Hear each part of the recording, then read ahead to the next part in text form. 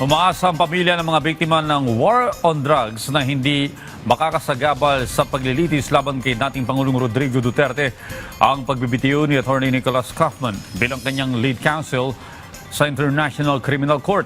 Sa panayam ng Radyo Pilipinas World Service, sinabi ni ICC accredited lawyer Atty. Gilbert Andres na walang dahilan para mantala ang paglilitis lalo't may karapatan ng mga biktima sa mabilis na pag-usad ng kaso at paggamit ng hustisya.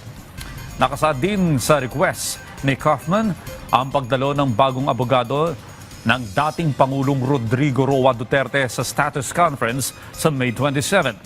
Samantala, umaasa ang pamilya ng mga biktima na may sisilbi umano ang warrant of arrest laban kay Senador Bato de la Rosa gaya ng ipinatupad noon sa dating Pangulong Rodrigo Roa Duterte.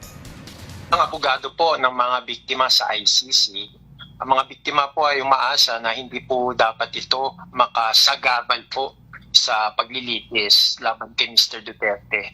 At mayroon naman pong karapatan ng mga biktima to expeditious proceedings po at the right to truth and justice. Kaya ika nga, hindi dapat ito maging sagabal, hindi po dapat ito mag-delay po sa paglilitis laban kay Mr. Duterte.